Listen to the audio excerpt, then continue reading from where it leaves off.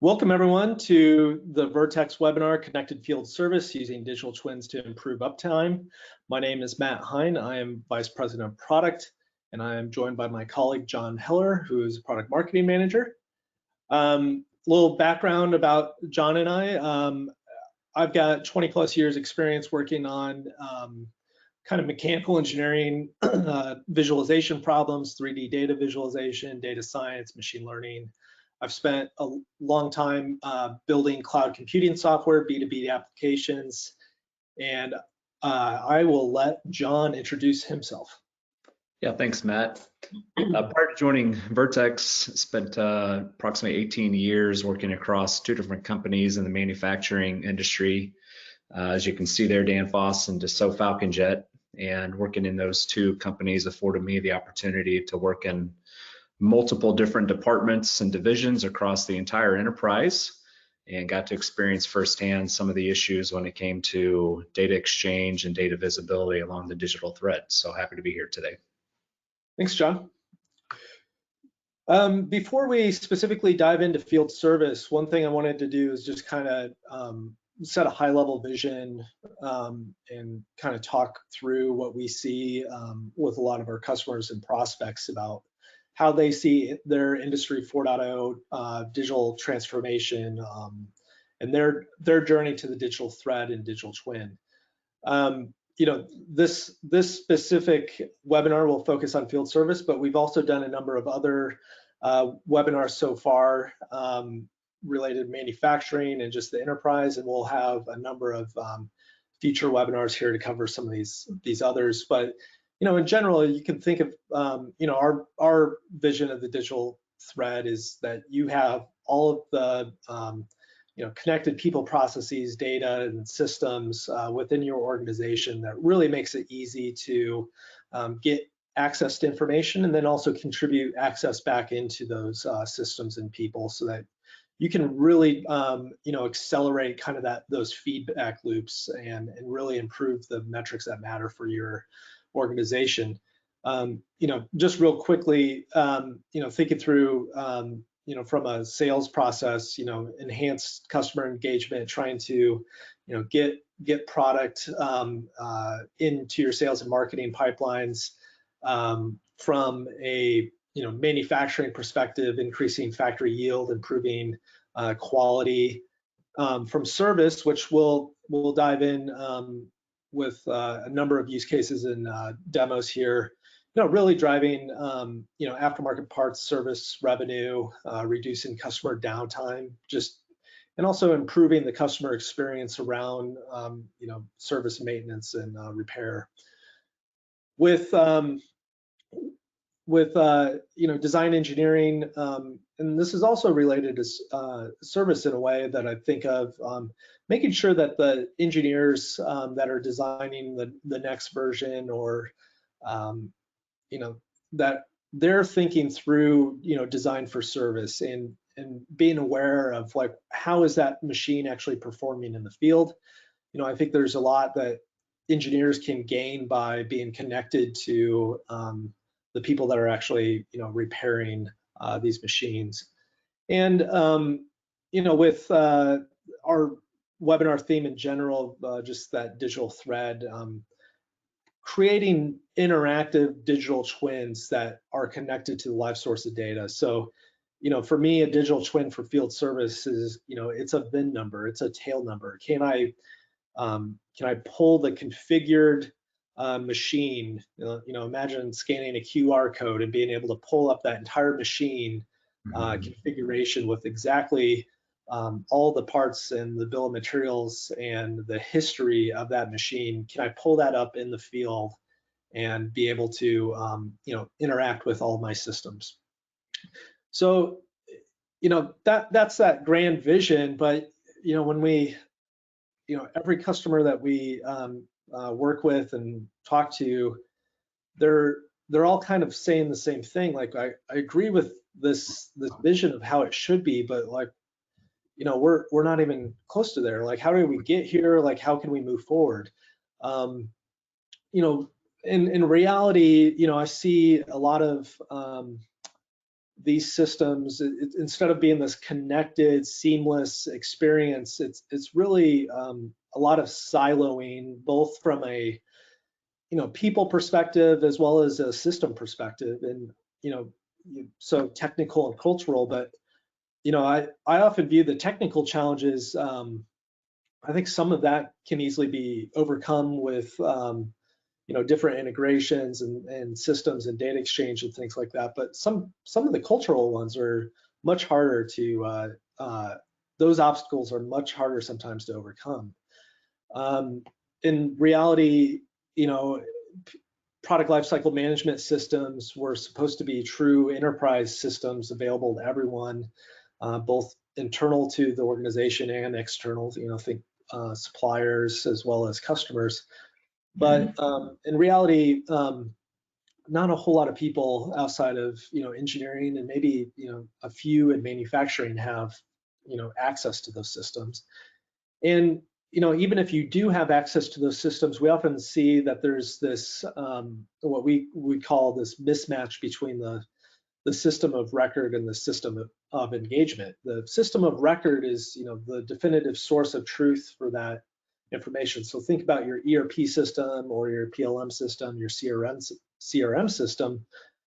However, those systems are also very complex in terms of their user interfaces and need training, and that it's just too complicated for them to be able to interact with those. The other thing that we more times than not is just the data that, let's say, the engineers need in order to understand what systems should they build into the next version of your product. The information that you have in the field is not always readily accessible to them. So that could be defect and warranty data, that could be IoT data. It's often that that system's disconnected, and I think these PLM data, for example, is often trapped within engineering because of a number of reasons, and I think John will touch on that in a second. But what we're trying to do at Vertex is kind of help organizations overcome these challenges so that you can, in fact, extend the reach of your digital thread to field service. Mm-hmm. And I'll let John kind of talk through some of the core challenges that we see there. Yeah, thanks, Matt. So what you just sort of walked through there, what's happening in reality here, we boiled down to these kind of key tenets to the core problem. We see that this unfortunate reality in the digital thread is being caused by exchange difficulties and being able to move the data out through your organization and then back into the organization and across your internal organization as well. I like to liken this to the viscosity of data and the fact that it's bulky, it's slow, it takes a lot of cost and effort to move, and then to contextualize that for downstream use. So these downstream teams, and in particular today as we're focusing in on service, want to complete all of these jobs in an effort to increase uptime out in the field. Yet they are sort of stuck in this rut of not being able to get the data that they need in a format and a contextual package that they need, and then they can't adequately flow that information back to those that can make decisions and make improvements along the line there. So this, as Matt mentioned, the UI is extremely complex. There's no interactivity to this data for many of the service teams, and this challenge is further exacerbated by the fact that you need special hardware, software to be able to handle these large data sets out in the field as well. So here at Vertex, we are enabling your product data to be able to be communicated free of barriers. So previously, we hit upon this disconnected data flow where perhaps the flow of data is just a one-way street, wrought with barriers, wrought with speed bumps, and many, many difficulties in flowing that data throughout the organization. Vertex enables sort of this bi-directional flow of communication and passage of data, if you will, out to your service team and enabling the service team to contribute back to the digital thread by means of being able to build, connect, and interact with digital twin applications. Eliminating any type of data transformation, real data transformation needs along the way, and providing the organization sort of these versatile building blocks to be able to build applications, digital twin applications from multiple use cases. So we're going to look at a few of those now as we step into the demo, and we're going to highlight a couple of use cases that many service organizations that we hear from prospects that we talk to are struggling as they look to improve business metrics, increase customer satisfaction, and improve uptime out in the field. And the first one we'll touch upon here is really the basis and the foundation of getting your techs and your service technicians trained in an adequate way so that they're able to accurately diagnose the problem. You know, I've seen this in my past experiences where I've been involved in many product launches where the time has come to train your service departments, and really the tools that were afforded at that time were screenshots, text boxes, arrows in an effort to convey product intent and to convey product knowledge to the service team. Really, you know, again, there was disconnected data all over the place, coming from field testing that we had done to be able to feed the field service organization, as well as the necessary engineering data. And then it just seemed like, you know, the moment you were able to get that piece of information out to your service team to be able to get them trained, it took so long that the next iteration was already in the pipe, and then you're playing catch up again, trying to get that information out to your team so they can be adequately trained. So I believe Matt will show how Vertex is providing some building blocks to be able to solve this. Yeah, thanks, John. So I'm gonna head over to the Vertex developer portal, and on the examples page here, I've got an example called 3D work instructions. I'm gonna click on this, and by the way, all of you at home can play along if you want. Just click the launch app button. This is an example application that we built.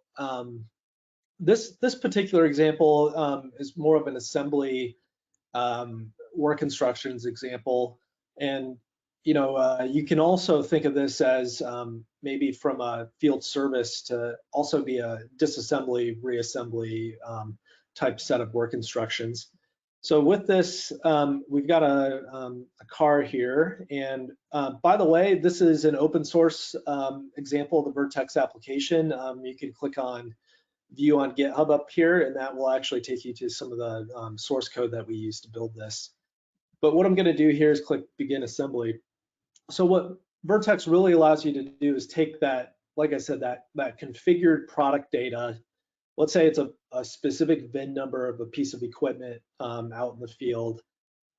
We can tap into you know, that configuration and the product design for that configuration, and deliver that over the web to low-powered devices. So often in the field, you're dealing with, you know, things like toughbooks and smartphones. It's not an engineering workstation, right? But using Vertex, you can deliver high fidelity product data directly to your field service people without the use of browser plugins, without the use of installed software. And so you can really deliver these rich interactive experiences to your field team. For what we're talking about here, you know, with training, it's often useful, I think, that your training application is the same as the, you know, let's say the actual tech publications that you would use in the field. So this is an example of being able to create these work instructions, and you could either use this, you know, I could be, like I said, next to that piece of equipment, trying to understand, you know, I need to, you know, replace, you know, this ball joint. how do I take this apart? How do I put the new one back on? What are the steps that I need to do? And it's not just about parts, right? It's, like the instructions here, maybe it's, degreasing certain parts, cleaning things up, making sure the existing parts, the threads aren't stripped on the bolts. Whatever it is, all of that can be delivered to that field service technician. And by the way, what's great about Vertex here too is when those technicians actually click on the parts, we actually can give you actual part numbers. So and we'll talk about that in the next example here. But you could really build rich training applications that are interactive rather than just I think what I normally see would be a typical training manual is basically just a PDF, right? It's maybe it's screenshots of the actual CAD data, maybe it's screenshots or photos taken, but really it's a PDF of different steps and manuals and static drawings, right? With Vertex, you can really make this interactive and kind of intuitive for those field service technicians.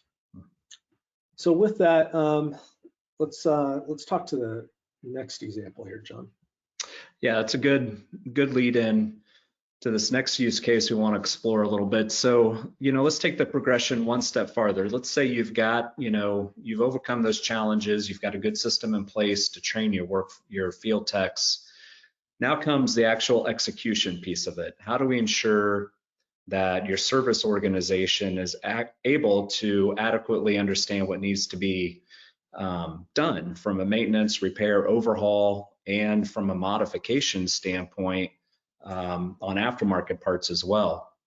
So we've all seen these, I've seen them as well, where you've got a static image with some bubble call outs to a listing of part numbers, either on the same sheet or on an entirely different page, and you've got to coordinate, okay, what was that, bubble call out to what's on this list? And if you're like me, I've made the mistake of looking at the wrong line number, trying to figure out what is the right part and how does this correlate to what I'm looking at. Additionally, we hit upon this here in the previous use case, looking at outdated information. Speed and accuracy is the name of the game when it comes to service organizations, being able to increase uptime and being able to quickly resolve problems. And if you're constantly plagued with looking at outdated information, that only serves to further slow you down. And then, really there's this broken feedback loop. We hit upon that in the key challenge at the beginning of this, being able to flow the information back to engineering, to other members of the organization, both internally and externally in your supply chain, so that the problem is not repeated, is a key challenge as well. And we'll look at how Matt's demonstrating that next. Yeah, thanks, John. So on this next example, we were working with a customer on their service parts catalog.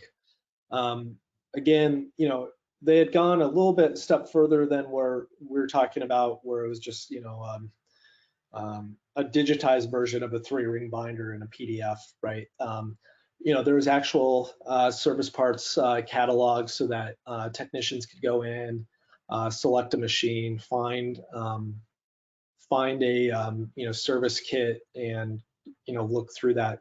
Again, it was just kind of static images with balloon callouts. And one of the things that we talked through with this customer is, we can actually take, again, that VIN number, be able to go back to the ERP system, look at all the sales codes that were used as built for that VIN number, and actually give a 100% solved configuration of that machine to that service technician.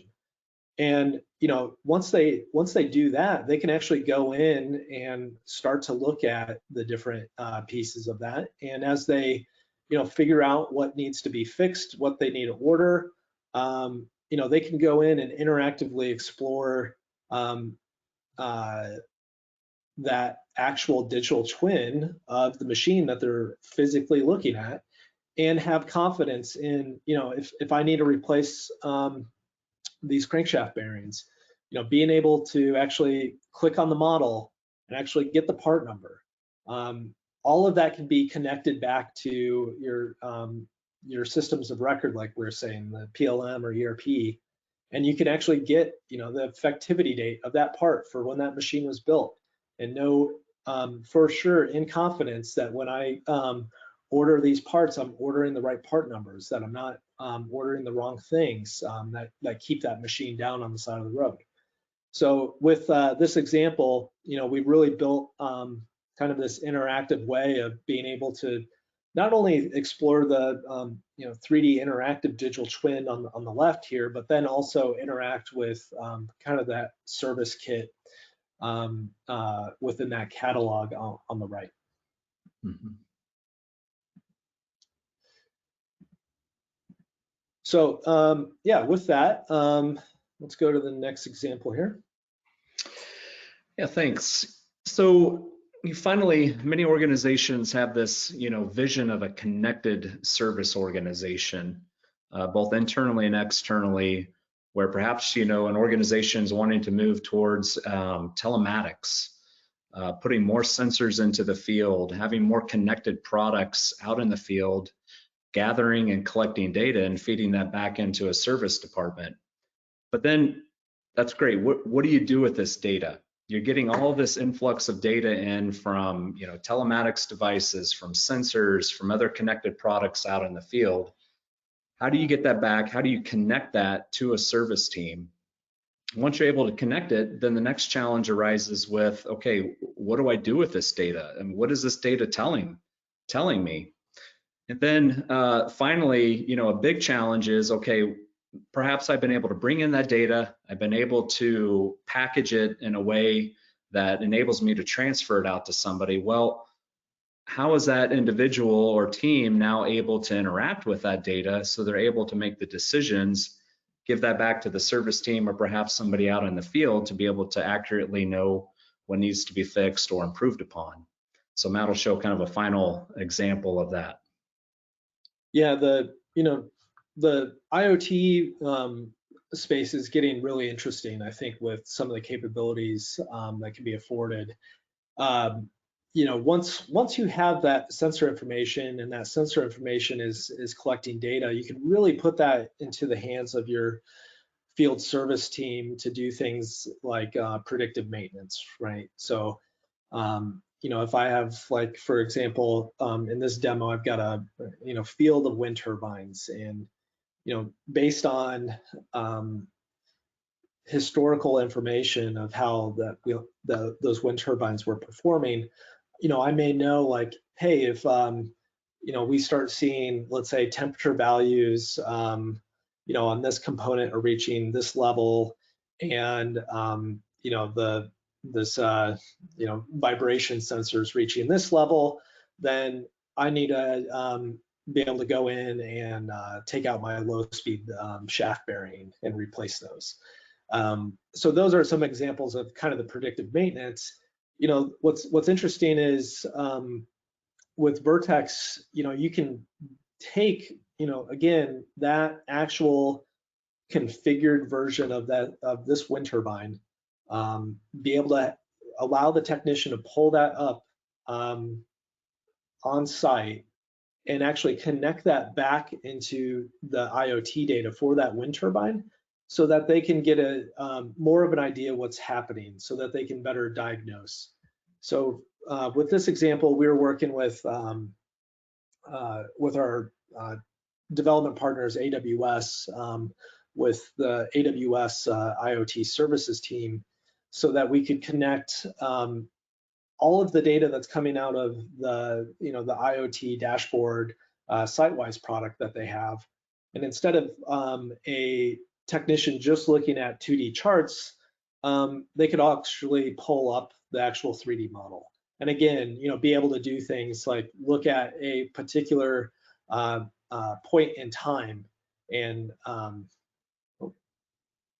there we go, and actually see the data come in for that point in time, be able to interact with it, and then again, I think just super intuitive, having that digital twin right in front of them, be able to look at part numbers, be able to pull up other information, be able to submit service tickets related to this particular turbine.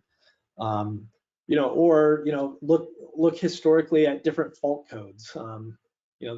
This brake malfunction that happened at this time.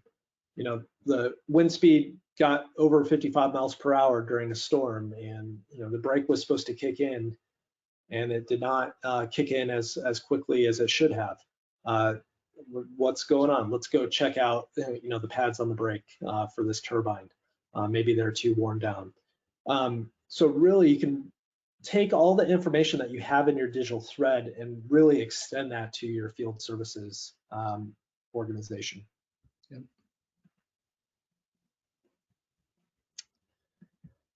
So that concludes our demos for field service.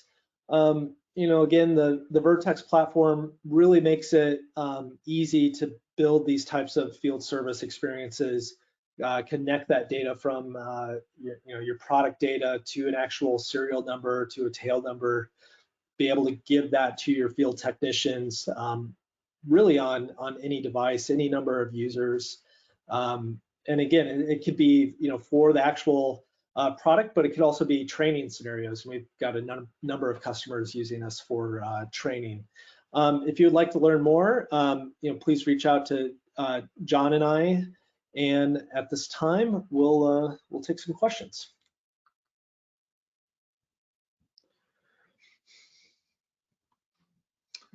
John, do we have what's the? Yeah. Looks like we've got a few. Go ahead. Yeah, so looks like I've got one question here. So if my data is being passed around to thousands of technicians, what are the security measures that Vertex has in place? Yeah, we definitely get this question quite a bit, especially in the scenarios where, let's say your field team maybe is a dealership or a third party that is servicing the machine, and so they're not badged employees of your company. They're kind of third party help at that point, and it's kind of a risk to deliver this type of information to them. The good thing about the Vertex platform is we don't deliver any actual product data to the device itself. All of those demos that I was showing are kind of interactive renderings where everything is happening server side on the Vertex servers, or if you decide to run Vertex on your own servers, all of that information is being kept in one spot, and we're just simply streaming pixels back down to that field technician. So I know there's concern where if I've got let's say a piece of heavy equipment and it's let's say it's being delivered to let's say a country on the other side of the world, how do I protect my IP? And so that comes up quite a bit. And using the Vertex platform, we can safely and securely share that information with the people that are actually servicing the equipment without giving away your actual CAD design data. Good, thanks. We did have one other question come in, and we've got just 1 minute left. So, Matt, what would you say is a good way to get started? If your service organization typically hasn't had access to data like this, what's a good way to get started in this journey here? Yeah, typically what we do in terms of initial proof of concepts, proof of value type projects is really look at is there a particular machine or sub-assembly that's giving you headaches. We usually start with something very small, very focused. One product, one type of problem, and we can easily help you pull your data in, build an experience either for the actual technicians in the field or, like I said, from a training example. By the way, you know, as we build those out, they can be used interchangeably. And I think, again, like, you know, training someone on one system that they can also use in the field is very valuable. But you know, we usually start with a small, very focused uh, uh, product and roll that out to a subset of your users. And even though you might have hundreds of thousands of service technicians in the world, we can be very focused and really, you know, make sure that the Vertex platform is delivering value for your use case, and then we kind of expand from there. And that could be to more teams, more users around the world, or that could also be to different products in your catalog. Great, thank you. Well, I think we're about out of time. If you have any more questions, please reach out to John and I. And this is the third of, I believe, 6 webinars that we're doing on the connected digital thread. I don't, John, I think it escapes me. I'm not sure what our next one is, but it'll be in 2 weeks. Product development. Is it? Yeah, it's product design and development and supplier collaboration. So thank you very much, and we'll see you in 2 weeks. Thank you.